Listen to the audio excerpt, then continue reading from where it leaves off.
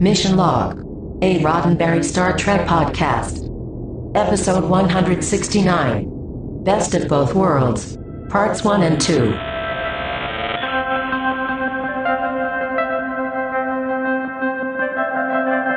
And now, the moment we've all been waiting for.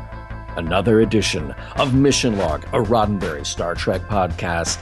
I'm John Champion. And I'm Ken Ray. Each week on Mission Log, we assimilate an episode of Star Trek and add its distinctiveness to our own. This week, the Best of Both Worlds, Parts 1 and 2. Hang on a second. What? Yeah. I don't understand. I just said we watch an episode, and you're telling me that I was supposed to have watched a second? Yeah. Oh, well, okay. All right. So out of all the questions that we got, Ken, some would ask, so when are you going to start Deep Space Nine? When are you going to start? I would say that the second most asked question is, will you be treating the Best of Both Worlds as one episode or two? Mm-hmm. And we decided it was actually kind of not last minute, but close to our recording date that we had another conversation about it and decided to go ahead and do it as one show. Yeah. And I think the reason being that on Mission Log, we, our show's a little bit different. It's not about plot points necessarily, and it's not about, even though we do trivia, it's not about trivia, it's about themes, it's about ideas. And we looked at this as one story. Right. With a few central themes and ideas. So I think that was really, am I off the mark here? No, I think you're right. I mean, okay. Because the way you said it, and do we want to go ahead and say what your initial thought was? Mm-hmm.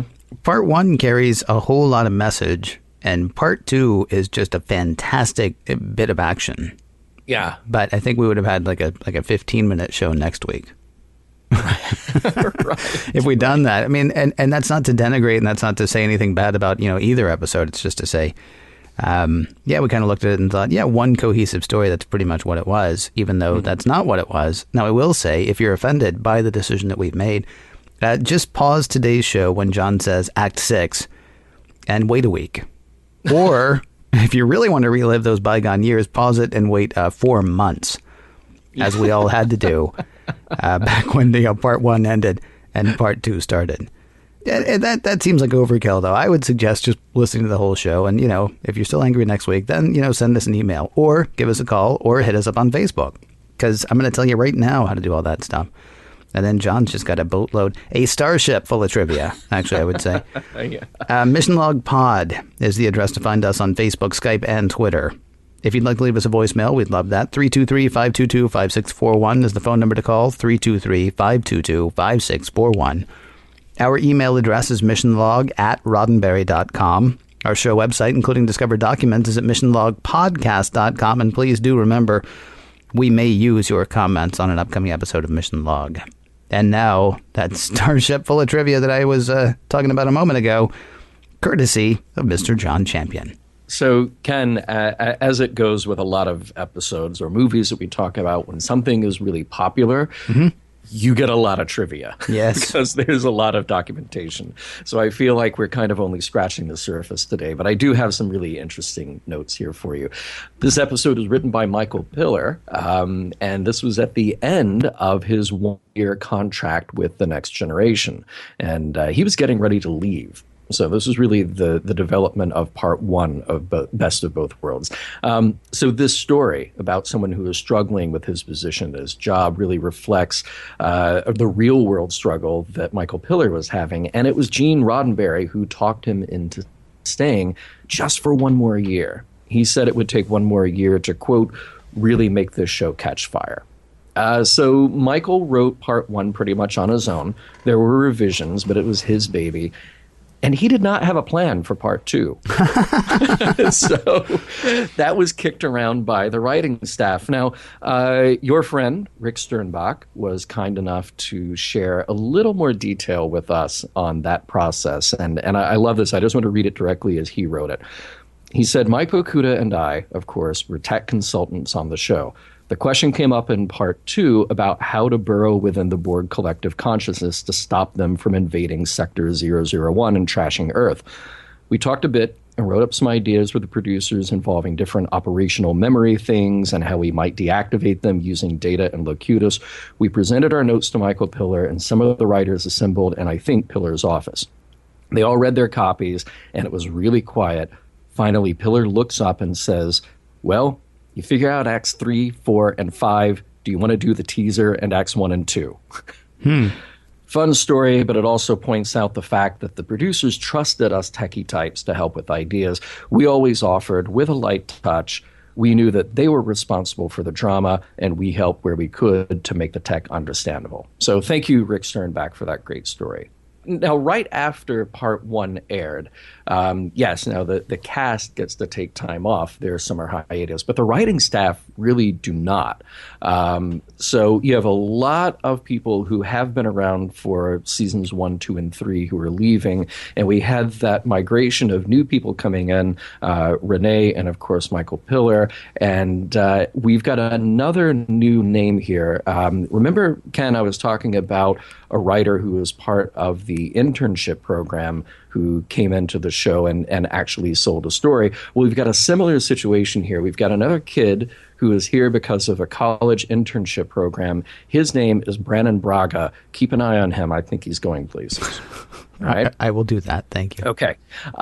This episode, these 2 episodes, directed by Cliff Bole, and he calls these 2 his best work on The Next Generation. Not surprising there, and not partially because of the bigger budgets and the larger scale of production that he got to play with, really making it feel like a feature film. Part 1 was an Emmy Award winner for Outstanding Visual Effects and Outstanding Sound Editing. Now, this is not the first 2-parter in Star Trek. We, of course, talked about The Menagerie way back when, and Encounter at Farpoint was originally aired as a feature, but later divided into parts 1 and 2. But this is the first cliffhanger. Now it is a time-honored tradition in TV production to build anticipation for the next season. We've got right at 3 months apart. Part 1 aired June 18th, 1990. Part 2 aired September 24th, 1990. So it's interesting that this story was at one point considered to stretch out over 3 or 4 episodes, or even more. In fact, being a persistent story thread that would carry on throughout The Next Generation. There's a lot of excitement among the writing staff about that possibility. And I've actually got a handful of story drafts and memos. And there were multiple script drafts, of course. The scripts for Part 2 were secretly coded so that they could detect photocopy leaks if any occurred. No copies were allowed to be made by the person who received the script. And the scripts had to be returned to the production office for shredding if someone wanted to throw one away. Let's address a rumor here really quickly. There were rumors about Patrick Stewart not returning, and that was one of the reasons that there was this cliffhanger between episodes, or the end of season 3 and beginning of season 4. To be very clear, these were fan rumors. These were not grounded in reality. In one draft of the story, had it carried out that long, the bulk of the second and possibly third part would have actually been on Earth, with a lot of Borg action being seen from Paris, of all places, looking up into the sky and seeing the Borg cube and taking out the Eiffel Tower, for all we know. Another odd story choice that I think you will see in some of the documents that I post was the over-sexualization of everything. Just an odd choice from the story draft right up front. You got Riker, you got one of Admiral Hanson's lieutenants, and then Shelby herself. It's just sort of an interesting subtext that was added in those early drafts. So like I said, we'll be posting a number of discovered documents over the coming days and week related to these episodes and then the next episode family. You know how I like to mention ship names, Ken? I do, yes. This one mentioned the Tolstoy, the Kyushu, and the Melbourne. And here we get to go back to Rick Sternbach, who we mentioned. Rick just recently, as of the recording of this podcast, posted a story on his Facebook page about how the Melbourne was not named in the script as having been lost at the Battle of Wolf 359. And it was after seeing that in the script, Riker had been offered to be the captain of the Melbourne. They actually suggested, Rick and his team suggested, hey, it'll be a lot more dramatic if that is one of the ships that is lost at the Battle of Wolf 359. So that's how that made its way into the script. And we also have pictures of some of the ships that he worked on that we'll be posting, ships that were at the Battle of Wolf 359. It's amazing to me that that was not something that was offered by a writer. I know, right? I mean, you know, it's sort of like that seems like a natural thing to have happen, which, you know, maybe is why it didn't come from a writer. It just came from a guy who was like, wow, you know what would make that really stink? Right. Yeah. Now, the Borg costumes in this episode got an upgrade. We talked about how Bill Tice had left the show and his close associate Dorinda Wood had kind of filled the gap until the arrival of Bob Blackman. This was Blackman's first shot at the costumes, and they're modified quite a bit from what we originally saw in Q Who. Michael Westmore also had the help of his son, Michael Jr., in providing the laser effect on Locutus, just a little laser pointer that cost about $200, and that's what gave them such a good optical effect at the end of the show. Michael Jr., in fact, has always done the little electronics like Data's head or inside Data's finger or Geordi's blinking lights when they take the visor off. That's all his work anytime you see something flashing and beeping on a costume or makeup piece. The revamp also goes with the Borg set pieces. They got a kind of a retooling since the last time. And we also see the return of the matte painting that we saw in Q Who. It got a touch up as well.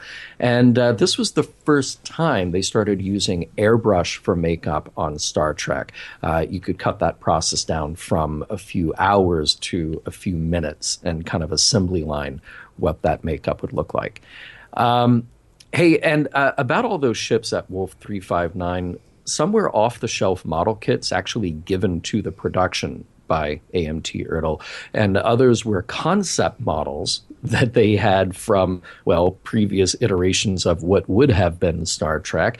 And then you had just some kit bash constructs from pieces that they had laying around. And it was up to Mike Okuda to give them the battle damage that they got for their on-screen imagery at the end of Wolf 359. Let's talk about guest stars. We've got Elizabeth Dennehy as Lieutenant Shelby. She is, of course, the daughter of well-known actor Brian Dennehy. She has appeared on The Guiding Light, but this was actually her second professional credit on screen. Wait a minute. Hold on. She's actually the daughter of Brian Dennehy? Yeah. I did not know that. Can I tell you what's embarrassing, though? I did know The Guiding Light. Oh, really? Yeah, we've talked about how I spent a couple of summers wasting my time watching soap operas because my mom watched soap operas. I don't think I'm shaming her by saying that. What's funny to me, though, is we actually get to go all the way back to the very first episode of Star Trek with this discussion, because I'm pretty sure that she was on screen with the Zaz. Yeah, Michael Zaslow. Zaz. You remember him from picking things up off the ground and eating them and dying in the Man Trap? Yeah. Yeah. So there we go. Cannot forget the Zaz. Yeah, you got to bring the Zaz when you can, dude. You got to bring the Zaz. I'm so glad. All right. So after Star Trek and after the Zaz, Elizabeth Dennehy has appeared on such things as Gattaca. She was in that movie. She was in the show Boston Legal, of course, William Shatner in that, The Mentalist and Masters of Sex. And finally, the late, great George Murdoch plays Admiral Hansen. He had guest shots on a lot of TV shows, including one of the creepiest Twilight Zone episodes ever, The Dummy. Plus, he was on I Spy, It Takes a Thief, Bonanza, Hawaii Five-0, $6 Million Man. He was Dr. Salick on the original Battlestar Galactica. He was Lieutenant Ben Scanlon on Barney Miller, and we certainly cannot overlook the role of God, that's God in quotes, in Star Trek V, The Final Frontier. Still don't know what he needs with a starship. And finally, I think it's kind of cool to point out that locutus means spoken or having spoken. It is the participle version of the Latin word locor, which means talk or I talk. With the decision to tackle both parts of Best of Both Worlds in this one episode, one might easily call this episode of Mission Log the best of the best of both worlds. Laugh, or you will be assimilated.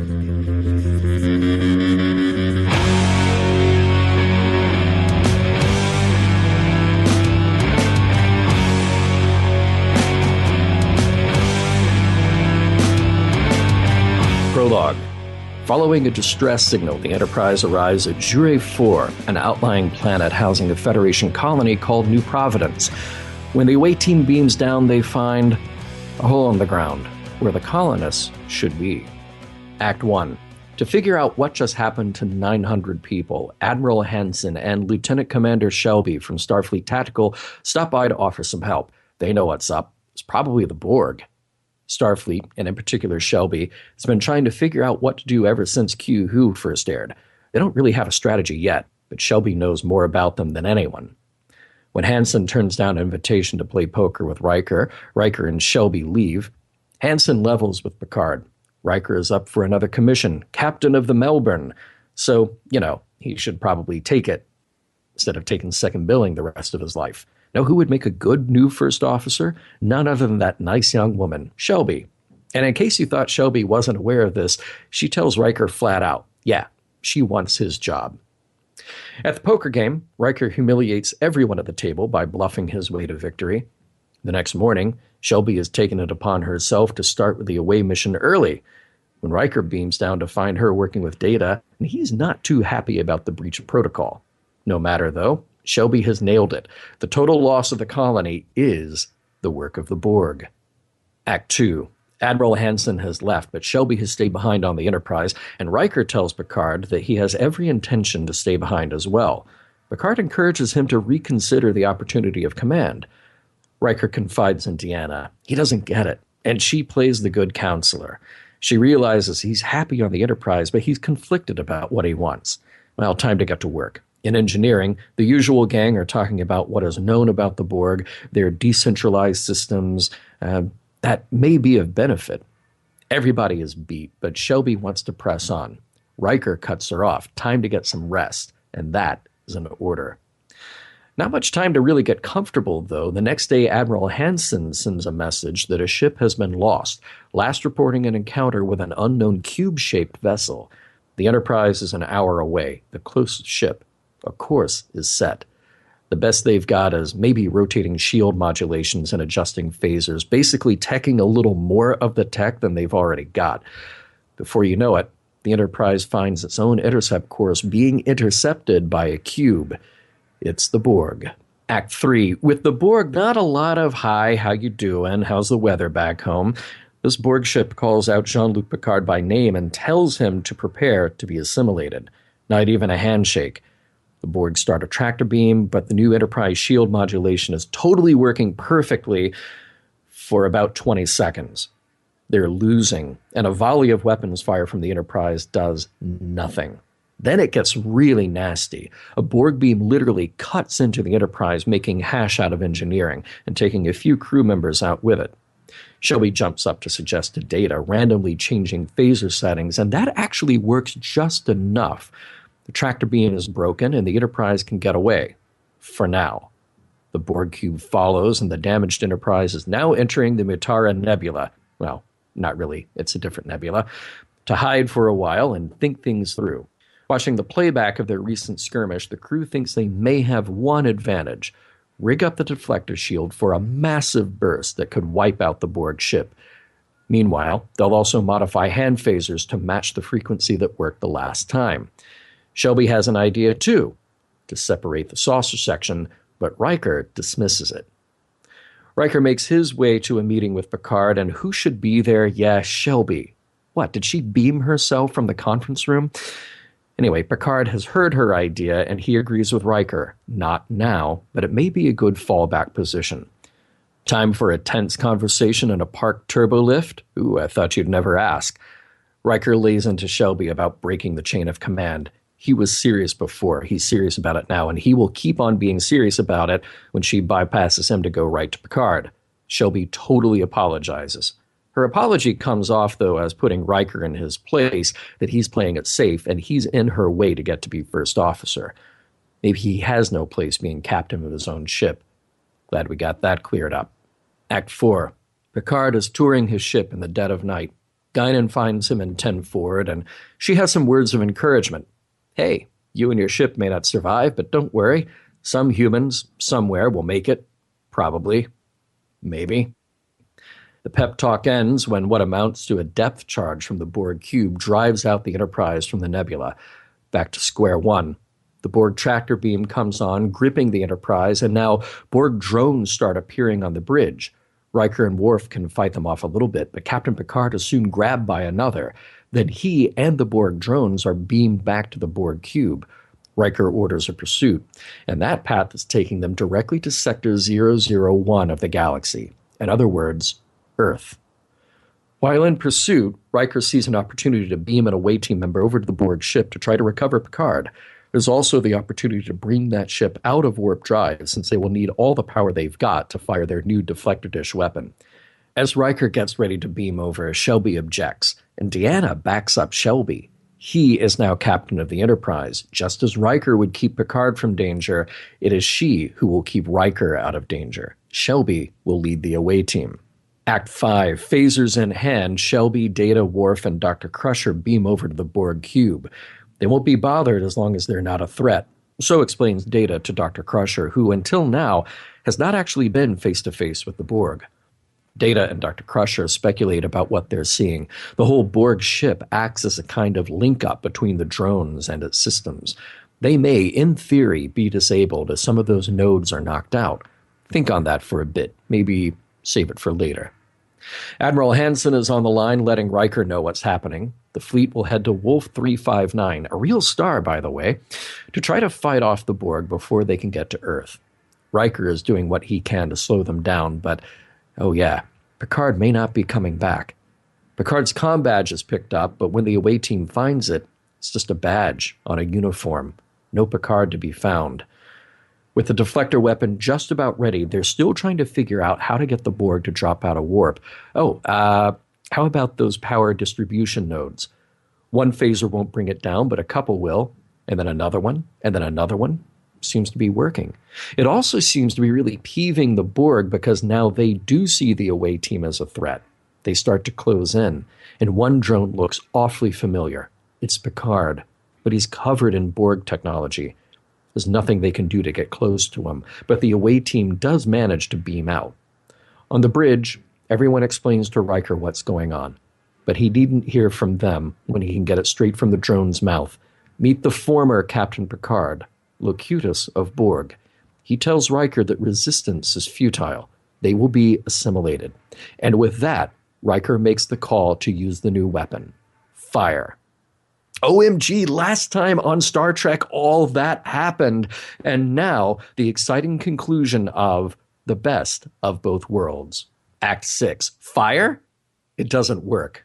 I mean, the deflector dish fires, but nothing happens. Funny thing about the Borg, and especially why they wanted to assimilate Jean-Luc Picard, now they know everything Picard used to know. Everything, like weapons strategy, how to order tea, the collected works of William Shakespeare. Take that, number one, as Locutus calls him. All done here? Okay, the Borg ship flies off, leaving the wounded Enterprise. Admiral Hansen contacts Riker to let him know that a big fleet is assembling at Wolf 359 to fight the Cube. They've even got help from the Klingons on the way. The Enterprise will be late to the party, but they'll get there. One last thing. Hansen promotes Riker. Field promotion to captain of the Enterprise. Picard is a casualty of war. Time to weaponize again. New strategy with the hand phasers. They will get a new chip that automatically retunes them after every shot. Thanks, Wesley. Shelby is working on the shields. The Enterprise will be back up and running in a couple of hours, and Riker takes the time to sort of make peace with Shelby. He tells her she did a good job. She gave them their chance. She's so grateful by this bit of praise, she can't help but throw her hat into the ring for first officer again. Yeah, we get it. No time to argue with the point, though. Admiral Hansen contacts the Enterprise again. The fleet have engaged the Borg at Wolf 359, and it's not going well. Then the signal just drops out. Act 7. You know who would make a really great first officer? Yeah, Shelby. Surprising everyone on board, including himself, Riker makes the promotion. Is still no closer to a solution to defeat the Borg, and they are still no closer to rescuing Picard, but the Enterprise presses onward. Riker has a serious case of WWPD, what Picard do, and Guinan knows it. She catches him in the captain's ready room and gives him some advice. Let go. The only way to prevail is to let go of the lingering question of what Picard would have done. It makes sense, emotionally and strategically. That chair, and the other one, of course, is Riker's now. Don't dwell on that too long, though. Look, it's Wolf 359. No welcome party, though. It was a massacre. No life signs, and only the debris of Federation ships remain. Act 8. Following the Borg cube, Riker sets about his plan. The Enterprise hulls will separate, but he's got a special assignment for Worf and Data. Riker contacts Locutus with the attempt to discuss terms. Locutus sees it as deception, but Riker reminds the part of him that may still be Picard, at least the knowledge of Picard, that he trusts Riker. Also, there are no terms. There is no discussion. The Borg don't do that. Okay, time for a fight then. The saucer section lifts off from the Enterprise and all weapons are fired at the cube. What Locutus did not expect, though, is the saucer being used as a weapon, firing an antimatter spread. That gives Worf and Data enough cover to launch a shuttlecraft undetected. Better yet, they've got a transporter in that shuttle. The two find Locutus, render him unconscious, beam him back to the shuttle, and then beam back to the Enterprise just as the Borg destroy the shuttle. Act 9. The saucer is disabled, and the Borg are powering up, but the cube just dashes away, still on course for Earth. Dr. Crusher turns her attention to de-Borgifying Locutus and seeing if there's any Jean Luc left inside. He is resistant, but he will speak for the Borg while he is on the Enterprise. Data is working on something. There is a kind of subspace communication between the Borg ship and Locutus. In fact, the communication is widespread and is how all Borg communicate, send and receive commands. Yeah, great if they could turn it off, but it also results in the destruction of the drone if one is removed from the network. Data has another suggestion.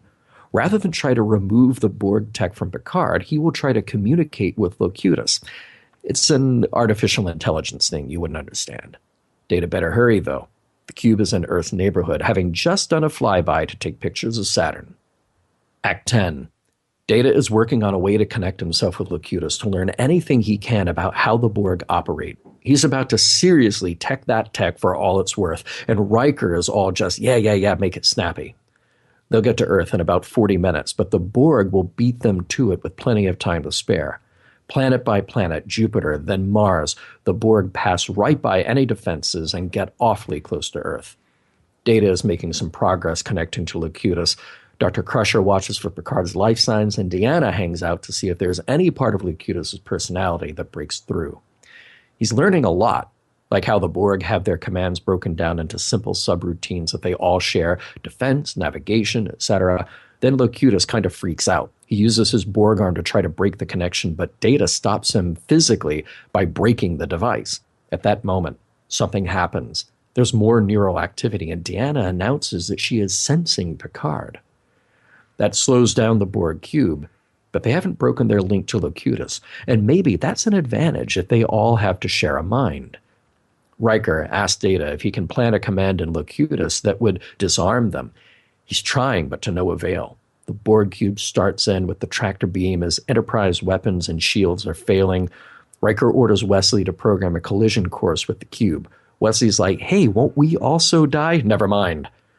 Then Locutus speaks. As Picard regains consciousness, sleep. Things are going badly. The Borg are tearing up the Enterprise. Hull failure is imminent. Then it stops. Data figured out what Picard was saying. Sleep was the command to tell the Borg to regenerate and shut off all systems. But there is a feedback malfunction which will cause the cube to self-destruct. Convenient, huh? Riker makes the call, let it happen, and get the Enterprise to a safe distance. What effect will that have on Picard? We'll have to wait and see. And then that Borg cube blows up real good. Picard still looks like Locutus, but he is no longer Borg. Dr. Crusher will remove the technology from his body, but he tells Riker that he remembers everything about his ordeal. Shelby is leaving. She's got work to do rebuilding the fleet, and Riker is still a little prickly about his career path. The Enterprise has got some time to be in for repairs, and Picard has resumed his position as captain. But something isn't right. He stares into space from his ready room, seemingly haunted by what just happened. The end. Would you have put Picard right back in the captain's chair? Nope. Okay. No. Would you have ever put Picard back in the captain's chair? Well, yeah, eventually, because he does have that strategic advantage of having remembered everything. That's true. You know, we did get the technology out of him. Yeah, unlike years later when he will have seen everything. But that's Right. a whole different show. Yeah. Speaking of the captain's chair, so Riker gets into the captain's chair, right? And immediately starts saying, "Make it so" about everything. And I get a problem with that. Right. Yeah. That's Picard's line. Picard is the one who says "make it so." So I want to run past a few other ones that once Riker becomes captain, Okay, good. thinks he should say. So I'm going to give you an order, and then what I'm going to say is like, "Do it up." Okay. Or "make it happen," maybe. Yeah. Or "bring the noise." I like "bring the noise" a lot. That's actually, well, you know what we could do, Captain? We could do this thing that would tech the tech and do that. Yeah, "bring the noise," would say Captain Riker. Or "did I stutter?" I think I like. Or "make like a tree." I like that too. Make like a tree might be my favorite. I've got a couple. I could see a guy like Riker saying, "Get it," with an I, not with an E. Like, "Get her done." Get like it. that? Yeah. It's not bad. Or just like a my man and a high five, or just like a rocket out. You know? My man. Yeah. Okay, was that a yes? Get her done. Hey, creepy line. Yeah. Picard says to Admiral Hansen regarding Shelby after they first meet, "You seem rather taken with her." And Hansen just says, "Just an old man's fantasies." Yeah. Yeah. Wow. Wow. Not like, and Picard doesn't follow it up with like, "No, I mean that you think she's good at her job." Oh yeah, that's what I meant. That's what I thought you meant. What are you fantasize how saying? good people are at their jobs. Yeah. Yeah. I got to say about Shelby, though, fascinating thing to me. I was really interested that Starfleet has actually been working on a Borg response, considering how far away the Borg were. 7,000 light years away, they said. And, you know, we think about responses to threats today. And, you know, if we've got 7,000 light years to worry about it, I don't know how much that is in time. Although it actually started thinking about it, doesn't seem like it's a whole lot in time, because Wolf 359 is only 7 light years away from Earth. Yeah. Yeah. And they encountered the Borg only 7,000 light years away. Right. So multiply the, 15 minutes that it takes to get from Wolf 359 to Earth Yeah. by 1,000. Mm-hmm. It's really still not that much time. But I guess there was any direction they could have gone. But once Q tips them off, that there is an Earth. Anyway. I'm strange to think we get that excited about it. What? The Borg would? Yeah. Well, we were very impressive. Yeah. Oh, sure. You know what I missed, by the way, was the Borg babies. Oh. Probably a good idea to get rid of those, but I missed the Borg babies. And I was actually just impressed that, 7,000 light years away, very far away, may never actually get here. Starfleet is totally surprised that they actually did get here as soon as they did, but they've been working on it the whole time. Mm-hmm. And that's forward thinking on Starfleet's part. So kudos to them, is what I'm saying. Right. Yeah, it is kind of a strange choice. And then Shelby, they say, she knows more about the Borg than anybody. Yeah. Well, except for the 1,000 or more people who were on the Enterprise when they actually encountered the Borg. And Guinan. And Guinan. And members of Guinan's race. Right. Right. Oh, that's sad. Well, I'm just saying there are people who know more about it. You go to other quadrants, there may actually be books. Yeah, right. Yeah. A learning moment in this episode. Wesley learns an important lesson here about not trusting adults. Yeah. And now I do like the parallel about Riker's poker playing abilities matching his command skills when he's facing off against Locutus. But boy, the look of defeat on Wesley's face during that poker game was kind of entertaining. Yeah, I was actually thinking he didn't belong there. Not just because he's a kid, but it's a senior officer's thing, and he's an ensign. I understand he's always had this special whatever, and yes, I know, but still. He's still a kid. You and me are down and peeling potatoes. Yeah, right. And they're like, bring the 17-year-old. I've been trying to get in on that game since we got here. Right. Says one of us. Yeah, please, can someone just give us a deck of cards? Please. Yeah.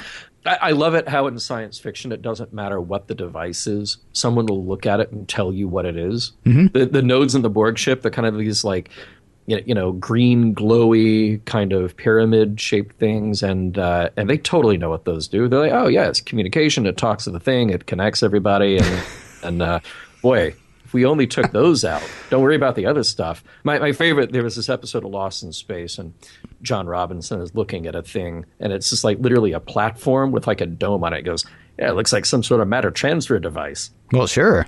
Okay. Because it's, could have been like some alien unicycle, but you just could have said it was that. All right. Hand them a great big gel cap, though? They got no clue. No, right. That's a callback, by the way, because I know you love to call back callbacks. I do. So they see those node things, and they have an idea, and Beverly says, why don't we look at it from the mosquito's point of view?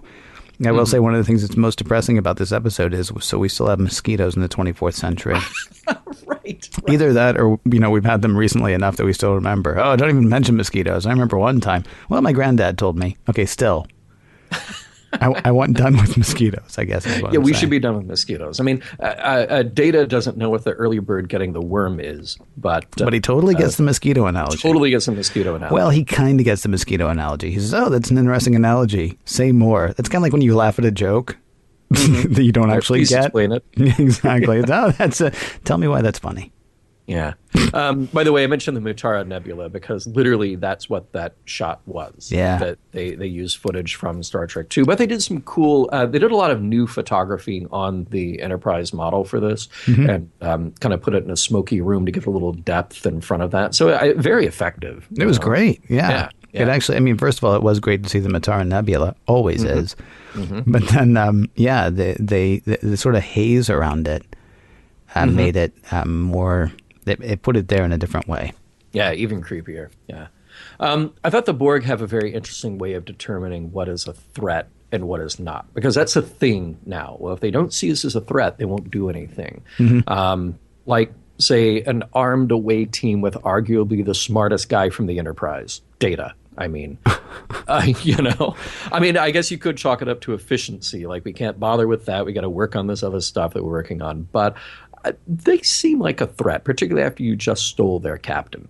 Yeah. Well, unless you're so sure of yourself and your abilities that you think they can't possibly pose a threat. I mean, why are you going to waste energy on something that really can't hurt you? Mm-hmm. That would be the sensible thing. Yeah. It's like dealing with internet trolls. Oh, why spend your energy on that? I mean, you've actually got something that you're going to do. Why waste your time with that thing? Or, if you're, I don't know, if you're Safeway and somebody opens up a tiny little bodega a mile from the nearest Safeway, you don't care because you're Safeway, right? So you're saying the Safeway or the Borg? I'm saying the Borg or Safeway, and apparently they're a popular internet something or other that they don't need to worry about trolls. Yeah. Nor shops around the corner. I will say I'm not sure that we're doing the Borg. And Mm-hmm. So the Borg decide on Locutus, right? They want Locutus, because he's going to speak for the Borg 2 people. I'm wondering if we added pettiness to the Borg's collective, though, because Picard gets up there. I'm sorry, Locutus gets up there. Yeah, and he says, "Your resistance is hopeless, number 1." It's like, oh, you know what he did? He put the knife in and twisted it, which, going back to the very last thing you said, they don't see humans as, so I guess they actually do deal with trolls now that I think about it, because they don't see humans as a threat, but they'll go ahead and get down in the mud with them, hurl insults, make them feel bad. That's actually one of the subroutines being run by the Borg, apparently. So I wonder if they pick that up from Picard, is that something lingering in the back of Picard's head? Like, I've really got to find a way to make Riker feel bad at some point. No, it's not making Riker feel bad. Picard always revels in those moments, though. Like, remember when somebody was calling and he went over and checked for dust on top of the plaque on the side? Or he loves making people wait. Yeah, he loves sort of playing with communication. He might be the perfect choice for Locutus. Now that I think about it. Yeah, that's good. Hey, I didn't mention it in the wrap-up, and because there's a lot to cover, and thank you for indulging me. That goes to you and everybody listening. But Picard as Locutus shedding a single tear, that is a great shot. Almost as good as Sarek crying at the Mozart concert. No, I think it was a better shot. Really? Yeah. Oh, I didn't buy the shot of Sarek, and I didn't really say much about it because it struck me as an effect shot. Uh-huh. There was something about the shot with Mark Leonard that did not work the same way, and I felt like this was Picard tearing up. I don't know, or Patrick Stewart tearing up. Excuse me. There was it just worked better somehow to me. Yeah, it's incredibly dramatic, and it's a great special effect, draining the color from Picard's face, and they just desaturated the image in film and only kept color in the areas that would stand out, like the laser and the light. But it's a great moment. It's kind of subtle too. I didn't realize it was happening until it was done. Yeah, I had to go back and rewatch it and just like see that moment happen. It's really, really terrific. Since we talk about Shakespeare very often on this show and very often in Star Trek, kind of a Shakespearean thing that covers you for, well, a big budget effects sequence, have the fight take place off stage and show the aftermath. They did that for Wolf 359, and it literally was because they couldn't afford to do a massive space battle on a TV budget. But you just get there, you hear what's going on, then you get there and you see the wreckage. Terrific moment, I thought. Very well played. It's more realistic, too. I mean, if the Enterprise had been the only ship to get away from Wolf 359, right. You'd be like, oh, wow, nobody is ever going to die on this show ever. I had a funny moment. So the Borg ship's flying in, right? And they come and they get to our inner defenses, and they get to Mars, and Mars attacks. Yay! And Mars is rebuffed. Boo. Like, 3 ships. That's our Martian defense. Seriously, 3 ships. There were 3 really good ships. Well, no, they weren't. They didn't. Their shields didn't even hold up for a second. The Borg were just like, oh yeah, bing, bing, bing, and that's it. It was kind of funny. Had you done that shot for the maximum drama, it would have been really close to the camera. It would have been a huge explosion. But I love the way that it's so far away. It's almost so silent as it happens. Yes. Yeah. It's like picking off gnats. I know I've mentioned this in the show before, but it reminded me of the part from Hitchhiker's Guide to the Galaxy where the Vlahurg and the Jetravarded? No, it wasn't the Jetravarded, but the Vlahurg and somebody else get together, and they're going to attack Earth. And they fly their armadas here, and their armadas are swallowed by a small dog. Because they have no sense of what we are or our scale or anything like that. And I felt kind of that way, too, when Mars attacked the Borg. That's great. Another striking visual is Data grabbing Locutus's arm and breaking it off. It's a really powerful moment anyway, but the look of helplessness and confusion on Patrick Stewart's face was great. Oh, it's so great. And every time I watched it, I kept just asking us, well, what's going on in his head right now? Because it was kind of wonderful to see him try to figure out what was happening. You ever seen a Roomba get stuck in a corner? Yeah, there you go. That was it. Kind of like that. Of course, this was 20 years before the Roomba, so he wouldn't have known. No. He wouldn't have that as a reference, or 15 years, I guess, before the Roomba. The Borg would know. I mean, where do Roombas come from, let's face it. And Riker, he lays in the collision course set, and once again, no announcement to the crew what's happening. Yeah, there's no time. No. He tells Geordi, prepare to jump to warp speed. Geordi's like, yeah, I'm ready. Let's do that. Oh. Into that ship. Where are we going? Does that actually work, by the way? I thought warp sort of like transcended that. Yeah, that you're actually warping space. Right. So if you can't jump to warp into a ship, can you? Well, maybe it's just a very short warp jump. Maybe they'll actually physically occupy the space of the Borg. Maybe so. That's an interesting idea and really geeky. I love Crusher's face on that order. Young Wesley Crusher on that face that order, because he knows this is it for him for eternity. This is it right here. And I don't mean he's going to die. I mean they're going to look at his career later, if there's anybody left to look at his career, and be like, oh, makes sense, and crashes Enterprise. That's pretty much it. Oh, yeah, we studied him at the Academy. The don'ts and don'ts of serving in Starfleet. Lesson 1, don't crash your starship. Honestly, the creases aren't even out of his uniform yet. Yeah. It's still got that new uniform smell. And now, like, his lot in life is going to have been crash the Enterprise. I wondered if one Borg cube could really take over Earth. Because this is all we know of the Borg right now. It's just this cube, you know. And then I was thinking about the mathematics of it. Okay, they've got great defenses. They can just hover above Earth and pretty much take out anything. Now, assuming there are people on Earth who have a, scientific understanding of what's going on, and kind of like the Enterprise, well, maybe if we change the phaser and that tech and a different tech, we'll be able to fight them a little bit. But the Borg could work pretty fast. Have you ever heard this mathematical idea that if you said that there was such thing as vampires, then the entire population of Earth would have either become them or be dead within a generation? Just because they, like the Borg, the idea of a vampire is they have to keep either killing or making more vampires. So it's not just like you've got a handful of them hanging out in the 20th century. By the time you get to a story like Interview with the Vampire, it's like, no, once you have one 300, 400, 500 years ago, pretty much you give it a generation, everybody's gone. Because they have to. There are two things I'll say about that. I mean, first of all, if the vampire is smart, then, he would just kill as he needs to, and he wouldn't make a whole lot of other vampires, because you don't want that to happen, because eventually you're going to starve, right? Yeah. If everybody becomes vampires. But the other thing is, have you read the book I Am Legend? Oh, no, never read the book, actually. Yeah, it actually addresses that in a really interesting way. Should I ruin it for people? Because the book's about 50 years old. Oh, I think the spoiler statute of limitations. I hope so. Yeah, listen, I can just fast forward a tiny bit. The movie made no sense. What's fantastic about I Am Legend is we are actually following the person who ends up being the last vampire, or the last human, excuse me, because what you're talking about is actually happening. And he becomes the thing that vampires fear, which is sort of an interesting turning it on its head, as opposed to there being one vampire that everybody fears. There's one human that all the vampires fear. So that is an interesting question, though. The Borg is specific about wanting Picard. We're just going to take Picard. That's all we need. And we keep leaving the Enterprise alone.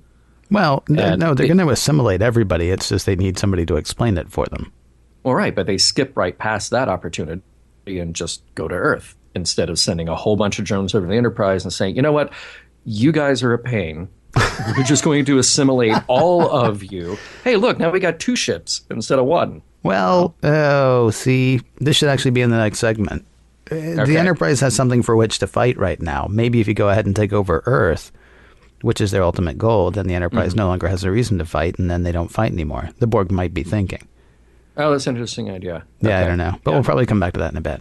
One last note, I just want to say that the musical score in this is great. Once again, Ron Jones, and this time around he adds some cool, creepy choral effects in there, all digitized, but that really sounds appropriate for the Borg. So it's a nice change for this episode. I will say, though, if you watch it the way we did, because, there were months, as we talked about last time. Maybe 3, maybe 4. There were months between the 2 episodes, right? When you sit down to watch it, though, like the way we did, like one immediately and then the next one. You got that bum bum bum bum bum, at the end of season 1, and then the beginning of season 2 should have been wah, wah, because the very last thing you hear is fire, and then you're right, 20 seconds after firing. Well, that was a lot of build up for. Too bad. It was a lot of build up for. Let's try something else. Locutus? More like Locuti. Am I right? I'd like to add this biological and technological distinctiveness to my own, if you know what I mean.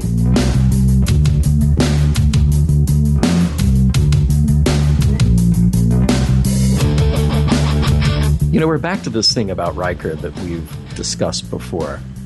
Is he really, truly not living up to his potential? Because part of it is all of this expectation of other people, and I like that he kind of fights back against that in the end. He says, "Look, my decisions are mine and mine alone. What are our expectations of success? What are the expectations of success of the people around him? Is it more successful ultimately that he stay where he is? We're talking about this future where, you're really not dependent upon an income." Necessarily, it's not like the captain makes so much more money than the first officer that if he doesn't take that promotion, he can't afford to put food on the table. We're not in a situation like that at all. Yeah. So I think it's an interesting idea to explore this, that Riker can just say, like, hey, I like where I am, because this is a thing that we come up with in Star Trek a lot, of people just saying, like, hey, look, we're just gonna stay right where we are because that's good enough. And then we might argue, well, every time the Enterprise comes along and says, no, that's not good enough, then that's where the trouble takes place. There's also this student becoming the teacher theme in this episode. But then at the end, the student goes right back to being the student, maybe. You know, if you look at that role as being the student, and I don't think we necessarily do. Yeah. He is filling a function. It's not that he is subordinate because he's not as good as the captain. You know? Right. He's subordinate because that's the chain of command. Well, and he's subordinate because he chooses to as well. I mean, one of the things that's most interesting about all the discussion that Riker does, just through his discussion, we see character growth. We've talked in the past about how there was pretty much zero character growth in the original series until you get to the movies, right? Mm-hmm. And I don't know if that's a difference in storytelling or storytelling style or what audiences expected at the time, but nobody was really watching Star Trek in 66 to 68 to see James T. Kirk change and grow. But you do see Riker change and grow here. I mean, Picard mentions it. He says, you were kind of headstrong and not really thinking so much when you first came on board here. Riker's talking about, I love, there's just a subtle thing again, where Riker says, when he's sitting there talking to Deanna about it, he says, I gave up. And he sort of pauses and motions towards her and says, so much for what I wanted. Yeah. And I love the fact that he's actually sitting there now going, man, what am I doing? And it doesn't feel like one of those silly things where, like on Marcus Welby, suddenly Marcus is wondering whether he should have become a doctor. I mean, this doesn't feel like, one of those all of a sudden he's got this crisis thing. I mean, go back to the episode with his father as well. I mean, you've got Riker sort of wondering what he's doing as he goes. Not in a stupid way, but in a sort of reflective way. And it invites us to do that as well. Yeah, well, hey, but remember, Riker is his work. His work is his life. It's true. Yeah. I do have to say, Riker is a really good leader in this episode. Mm-hmm. And that's kind of the beauty of seeing this unfold, is that he really has his moment, and he's terrific in the position. We've seen him be a leader on a smaller scale with an away team or something like that, but this is really excellent to see him come into his own. You talked one time about the admirable quality of just sort of jumping into anything, essentially never saying no, mm-hmm. and how not many of us really ever can or will do that. Riker is totally capable of command, but he prefers in this instance to stay where he is in the end. And I sort of wondered, is that sort of like a George Bailey message? Is that like It's a Wonderful Life thing? Riker sees his alternate life as a starship captain, but he's like, no, I had it great just staying where I was. Don't explore the other beyond. Don't go beyond the home that I know. Don't go beyond the place that I know and the structure that I know. I like it where I am in the other chair, not the middle chair. Well, it could be that, certainly, although I had a sort of a weird thought about the whole thing. Would you rather be the manager of an Olive Garden or the house manager of Tavern on the Green? Do you know what I mean? Yeah, you can command the Melbourne. It's a good ship. It's fine, but it's not the Enterprise. Well, that's true. Things don't go well. But I mean, at the time, he could command the Melbourne. All of that would be his. All, like 8 decks, maybe, and all 250 people on board? I mean, we don't know anything about the Melbourne, but we do know about the Enterprise. It's an exceptional ship with an exceptional crew that, saves the galaxy more times than not. So, I mean, it makes sense that he would want to stay there. I'm actually weirded out by how nobody else gets that. I mean, Picard seems to have this idea that he's pushing Riker out of the nest. Mm-hmm. And I guess I don't understand why nobody sees that being second in command aboard the Enterprise is way better than being commander of, the Excelsior or the Melbourne or whatever. That's why you and I peel potatoes on the Enterprise. I was actually offered a pastry job on the Excelsior. I didn't tell you. Yeah, but here's the thing. Would you rather make pastries for, that or be part of a very small part of, the whole Enterprise thing? Well, no, it's a totally reasonable. It goes back to this idea that I was saying about the expectation really being on the other person, not on the person who is having this question, this crisis of career. Not even a crisis. You could inappropriately say that to anybody. You could go to somebody who is, say, a store manager or maybe a podcaster, mm-hmm. and say, "Hey, you should be a lawyer." Right? Well, okay, but I don't want to because my satisfaction comes from doing what I'm doing right now. So it is a little presumptuous for Picard to just say, you should go be a captain. Go get on that other ship. Exactly. Like, no, I kind of like it here. Well, at the same time, he is taking a risk with his career, though. And there's no guarantee that when Picard retires or gets assimilated or whatever, that will get the Enterprise. I mean, Admiral Hansen was the senior officer on the Enterprise for a bit. If the Borg had come in and picked up Locutus, or picked up Picard and turned him into Locutus while Hansen was there, Hansen might have actually taken command of the Enterprise. And then with his admiration of Shelby and her go-get-him attitude, she might have actually ended up commanding the Enterprise once he left. Or, Starfleet might have slotted somebody else in once they dropped Hansen off someplace. It's probably fine with Riker because, he still right now is where he wants to be doing what it is he wants to do. I don't think he's sitting there actually waiting for Picard to die or waiting for Picard to go away. He's living up to exactly what he wants to be. Without being at the top of the org chart, he is self-actualized at this point, I would say, even if he has one less pip than Picard. Right.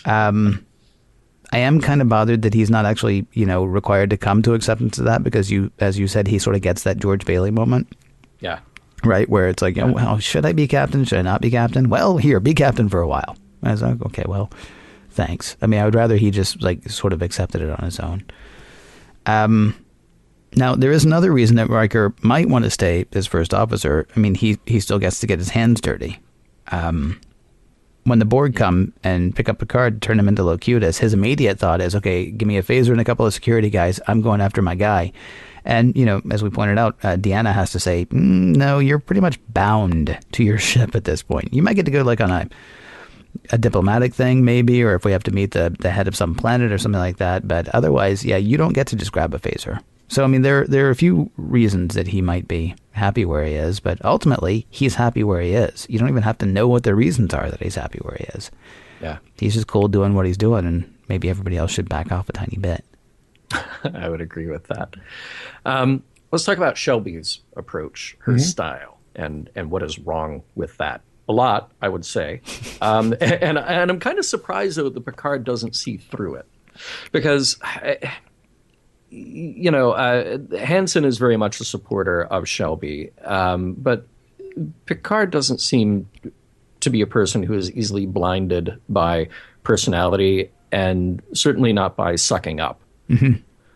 So I'm a little surprised that he is sort of, okay with the idea that she is how she is. Now, granted, she's saving the worst of her personality traits for Riker. Right. But again, that also seems like poor strategy to just let somebody know right ahead, hey, I am here to take your job and I will keep fighting you every minute to get your job. Seems like something a little more subtle would be the way to actually win that. But well, she's not there to take his job from him. She's there to take his job once he's done with his job. The thing that they're trying to set up, and we didn't actually see this much of this from Riker, but the thing they're trying to set up is she's a lot like him. She's a lot like how he was. He became more seasoned, is what Deanna says, or Picard says she reminds me of a young lieutenant commander that I recruited to be my first officer. We never saw that, but they're telling us all the way through that there are similarities there. And certainly it could explain one of the reasons that he doesn't really seem to like Shelby that much. We've talked before about, was it the enemy within? How the thing that Kirk hates is the thing in himself that he sees. Right. It's the same kind of thing. Maybe Riker looks at her and goes, man, I remember being like that and I hate it. It's also possible, though, that he's just looking at her going, yeah, just shut up and calm down, and not just because she's young and full of steam, which he actually says as well. So, I don't know. Maybe that's the reason that Picard doesn't see through it, because there's nothing through which to see. Picard looks at her and says, I remember how long it took to get Riker to be cool, but I got Riker to be cool. Yeah. And now he's super cool, so maybe she could be as well. What I actually liked was how Riker was able to look past that when it came to it. He doesn't like her. He actually says, we don't have to like each other. I didn't like the way it was done. He's like, we don't have to like each other. Well, I know. But I do like what you're doing. Oh, well, thank you. But listen, you got to calm down. Oh, okay. Just like I had to when I became first officer. Okay. am I getting the job? Am I not getting the job? I don't know what's happening now. I do like the fact that he was able to look past, his personal differences to, okay, what's actually going to be the best for everybody involved? No, I don't like this person, but she is the right person for the job. So I'm going to go ahead and work with that. It's funny. I thought about that because I thought if it were Kirk, he would say, as he did to Decker in Star Trek Motion Picture, he'd be like, no. I have my own, I'm in command here. I have my own crew. You get to be the special assistant to the, because we still need you. Right. We still need your skills. I'll be in the middle chair. I'm going to have Spock is going to be in the second chair, and you're going to be in the sit down and shut up chair. Right. Yeah. Yeah. But no, I mean, certainly Riker has got a great team around him because you've got Dr. Crusher who you need, and you've got Data who you need, and you've got Worf who you need. And, so shuffling around that group, including Shelby, I don't think you're going to have a losing hand either way because they're all there. They're all senior officers. They're all part of this. In fact, maybe that would be an interesting thing to see in an episode like this is that we are so focused on the top, 5 to 8 people involved here that you don't get to see everybody else. Had this been a movie, you don't get to see everybody else at. When they call down to Geordi and say, prepare for warp speed, we're going to crash right into it. So they don't tell him we're going to crash right into this other ship. So there's a lot of other people doing a lot of other work that we don't get to see, that we're not aware of. Even the guys peeling potatoes are like, we got to peel these way faster. By the way, was there any discomfort for you at all? I understand, and maybe I shouldn't.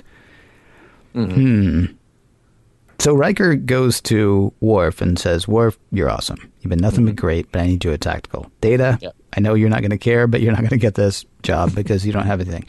Deanna, of course, isn't going to get it because she's going to be... the person who's trying to help everybody through everything psychologically. I don't even know what her rank is. I can't remember. But she's obviously not going to be second in command. Yeah.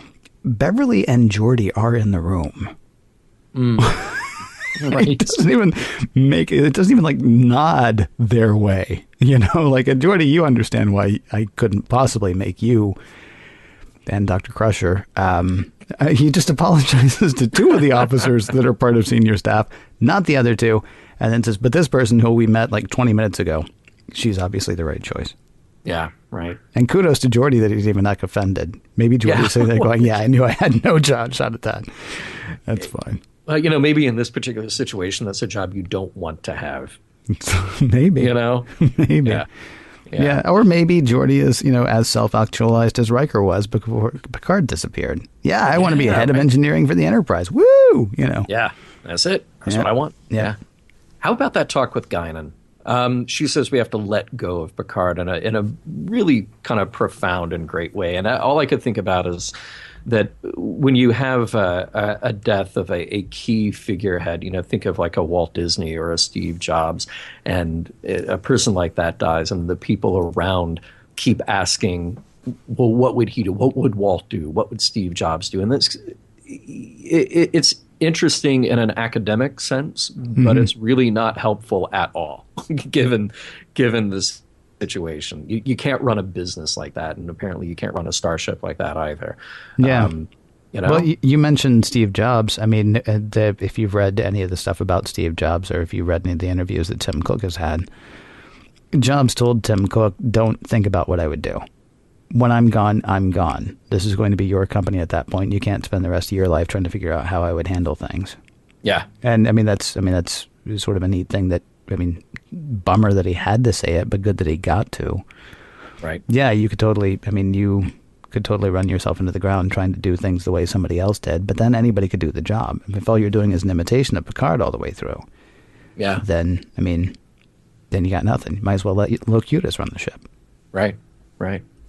But hey, the Borg, at least according to them, they're not bad guys. When you talk to Locutus, the mouthpiece for the Borg, they just want to make the universe a better, more efficient place by bringing their kind of technology and cooperation, interdependency, their outlook, kind of like the Federation. Really? Well, I'm being a little facetious there. But, Worf says to Locutus, "I like my species the way it is." And Locutus says, "A narrow vision." So, if this were longer, or if this had been a movie, because Locutus actually would know. Oh, really? Your species that kicked you out? Your species that literally turned its back on you? I don't mean figuratively turned its back on you. I mean, I was in the room when your species pretended you weren't in the room anymore. Yeah. But it was an interesting bit of nuance to add to the Borg, that it's not just assimilation for the sake of assimilation. There is this sort of driving philosophy that we are improving things. This is our Borg Improvement Society, by showing up and taking over everything that you were, and not, maybe in their view, not losing it, merely adding it for the greater good. Well, yes. Their version of the greater good is a terrifying zombie-like machine dependency, but... Well, only terrifying if you're not part of it. Yeah, right. No, I mean, so what do the Borg say? They're going to add your biological and technological distinctiveness to their own, right? Yeah. That sounds like infinite diversity, but not in combination. In one combination, exactly. Infinite diversity sort of ground up and then, put in a casing, maybe. Right. It's like the sausage of the universe. They are going to be everything, and they are going to add all of this distinctiveness to what they are. And so that is going to make everything better, because they are going to be everything. They're not evil. I mean, the Borg are not evil. We talked, when we did Q Who, I sort of presented the idea, and I actually went back to check my notes on this. Presented the idea that the Borg represented some sort of mindless business or corporation. Right? The quote I used was one vast and ecumenical holding company, the way Ned Beatty said it in Network. They got zero feeling. They got zero thought for the individual, but they are trying to make everything better as long as they get to be everything. Right? What I actually found most interesting about the Borg this time is they've adapted. Business isn't going the way they thought business was going to go. They should have just been able to take over the people from the Enterprise, right? Or knowing that the people from the Enterprise are there and having studied the little interaction they had, they're not going to be able to steamroll them the way they were other societies or cultures or planets or what have you.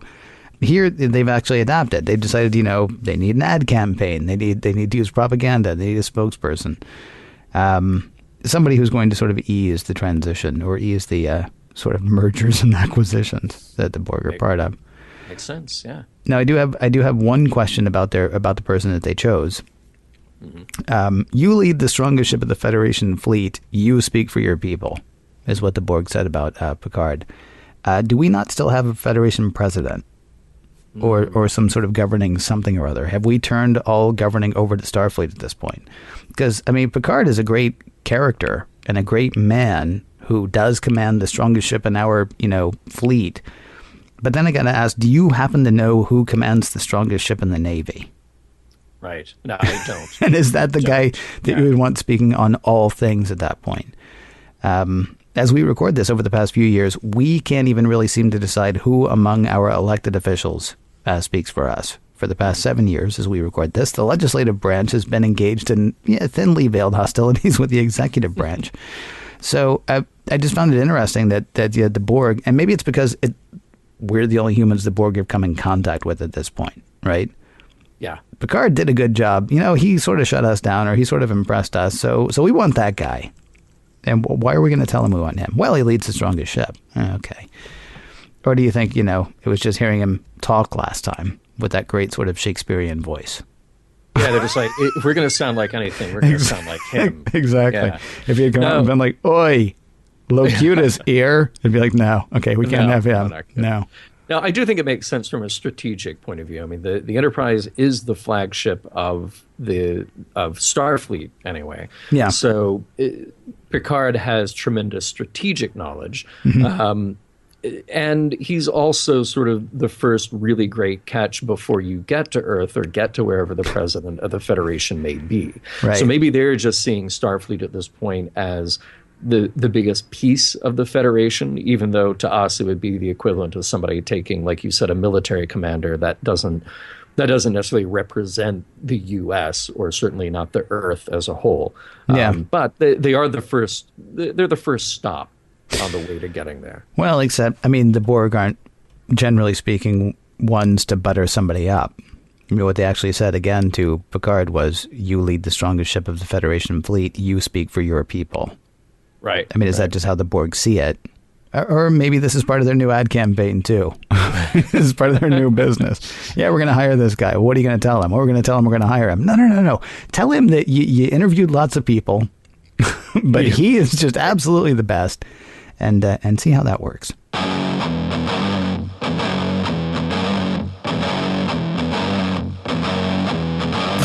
With the most sympathetic characters in the episode blown to smithereens, it is now time to figure out what we can take away from Best of Both Worlds. Assuming what we plan to take away has not been blown to smithereens.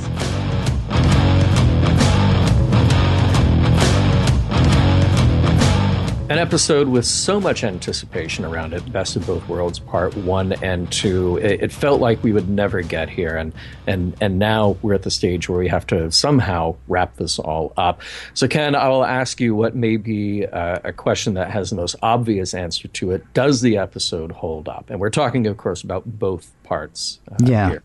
Yeah, Part 1 and 2. It absolutely does hold up. What's interesting to me is, while you and I found a lot to talk about in it, it's not the Star Trekiest of Star Trek episodes. Mm-hmm. Somebody asked me recently if we did justice to how great we all think Star Trek II: The Wrath of Khan is, because it's a lot of explosion and chase and stuff like that. But you can't have Star Trek without Star Trek II: The Wrath of Khan. You can't have what happens to those characters without Star Trek II: The Wrath of Khan. Yeah. This is not a combination of episodes that's going to make you sit and, really, question man's place in the universe in a lot of ways, in ways that I, personally thought some of the episodes that we've done in the past have. It's still an absolutely amazing episode. Yes, you and I found a lot to talk about in it, but it really is just a fantastic, fantastic adventure episode as well. I joked about, the music at the end of part 1, and then how the beginning of part 2 should have been a little less amazing.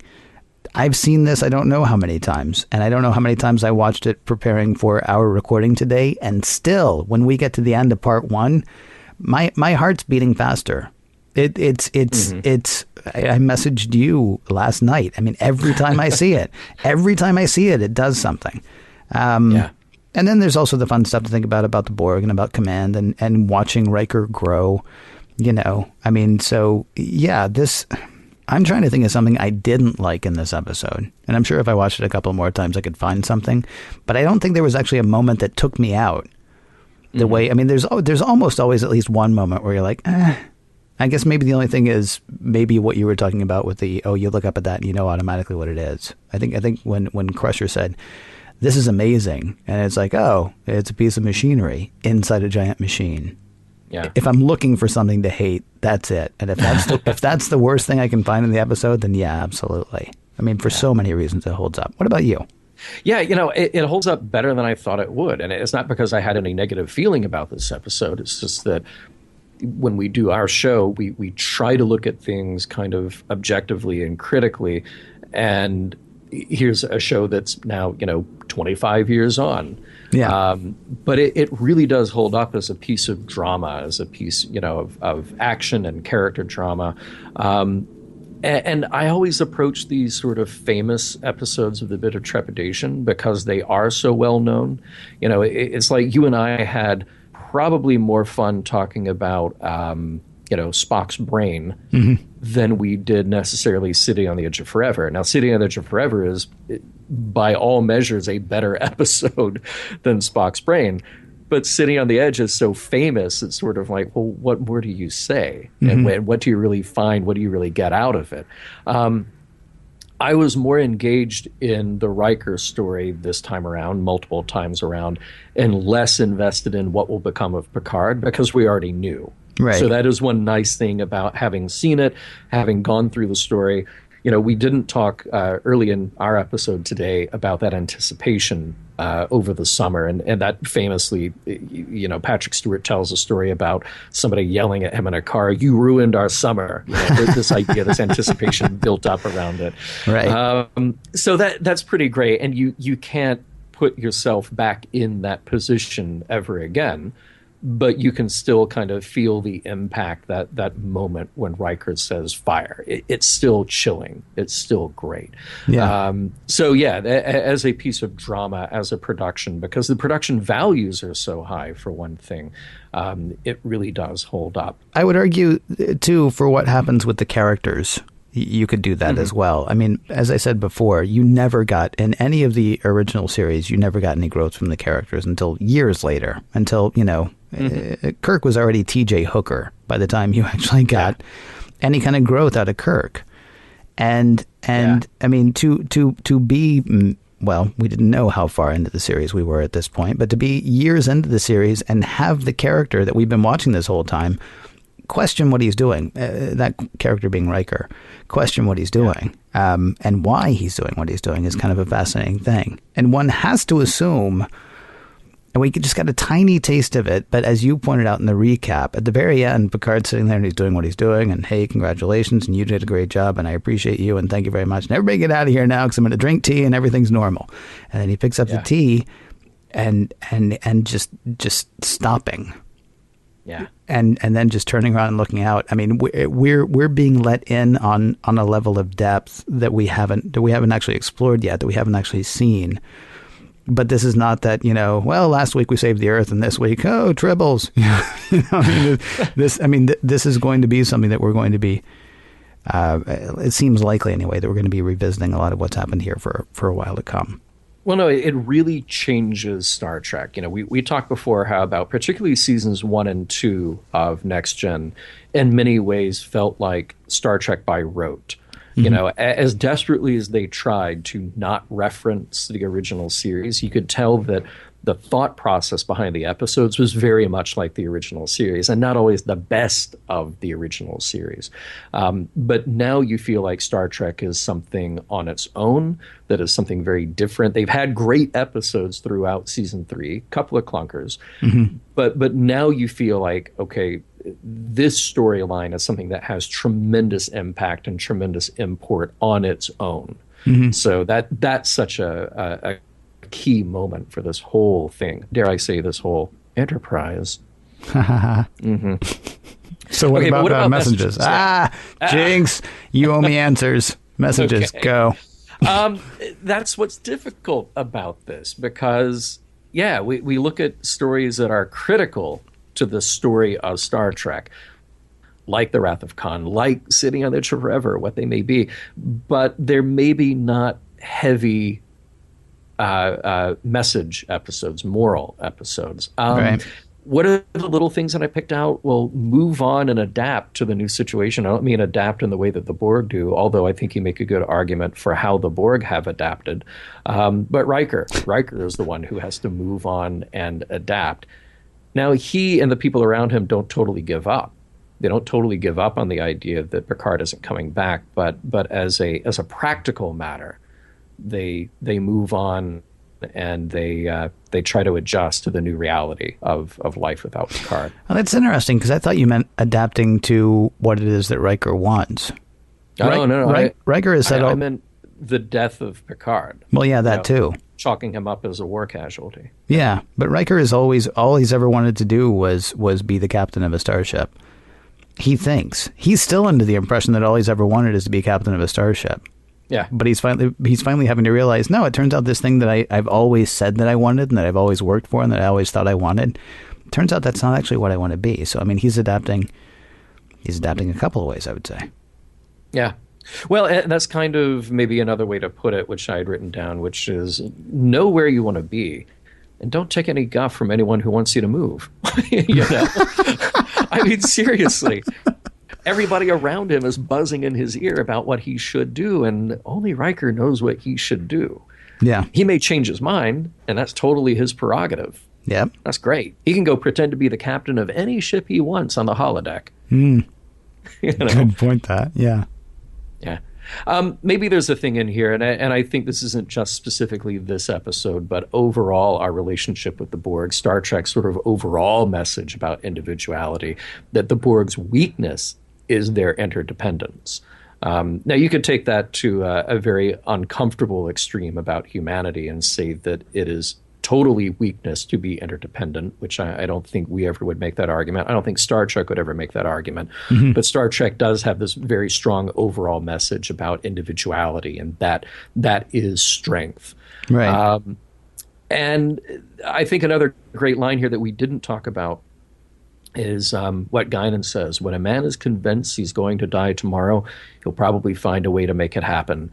So, optimism? You know? Well, optimism, maybe realism, not just assuming defeat. Yeah, maybe. Yeah, I want to that idea about interdependence being a bad thing. It goes back to what we were talking about earlier: infinite diversity and infinite combination, mm-hmm. not infinite diversity homogenized, not being boiled down to just we'll take the best of you and the best of you and the best of you, and we'll put them all together. And then we end up something that's like totally tepid and flavorless. Right. I think I've only got one other message that, because I like all the messages that you talk about there. Sleep is very important. Oh, yes. That is the message that I took from this. That's what I'm doing when I'm not doing the show. In a partially humorous way. That the Borg had sleep as a low priority subcommand system. Mm-hmm. That is wrong. Because what they were trying to do, they were like, when they told Data, do all these different things. Give them a command to power down. Give them a command to go away. And then it's like, give them a command to sleep. Well, it turns out that's the easiest one because, that's the one that they don't care about. So taking care of oneself should be a top priority, John. Yes. And had the Borg felt that way, they'd have been able to stave off Data's attempts and take over the Earth. And I think that would be a happy, well, wait a minute. But you get the idea. Yeah. Not a happy ending, but and seriously though, Riker actually does make that case point blank in part 1. Riker's like, listen, everybody's tired and you go to bed. And Shelby's like, well, I'm not tired, neither's Data, so we're going to keep working. And Riker's like, no, if we have to fight the Borg, I don't want you fighting fatigue too. Take care of yourself, Shelby. Get some shut-eye. Yeah. Yeah, right. I know it seems crazy that might actually be a message, but they say it twice.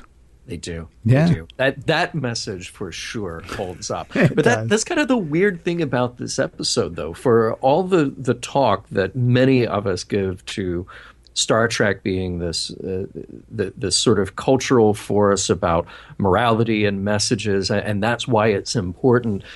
Well, sometimes you get an episode or a movie or something that's more about action, that's maybe more about character development. It's about these other things that don't have to be purely focused on morals, meaning messages, but they're still completely effective and completely necessary to the overall narrative that is Star Trek. So, even if we're not giving huge emphasis to morals, meaning messages in today's show, it's still so critical and it still so works. And what messages we found, sure, I'll say they hold up. And I will as well. I hope we did it justice. That's the hard thing to do with this episode. And that's why I said I'm usually more afraid of the popular important episodes. Yep. Because everybody already has their own opinion of it. Everybody already has their own sort of emotional investment in it, Yeah. Yeah, it's true. Let's go back and do Spock's Brain again. Yeah. Or let's tell people that Mission Log is produced by Roddenberry Entertainment. Executive producer Rod Roddenberry. You can find out more at roddenberry.com. For more exciting Star Trek podcasts, be sure to check out Trek FM. And for the latest in Star Trek news and discussion, be sure to visit trekmovie.com. All right, Ken. Next week, we're back with family.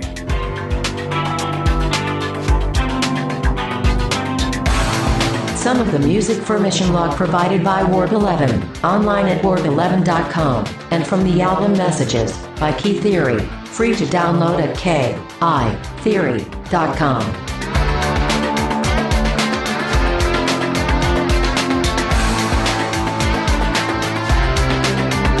Here is how to find your Borg name.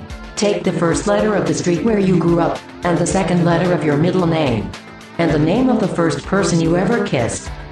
Then, just call yourself Locutus. It is the coolest name for a Borg. End transmission.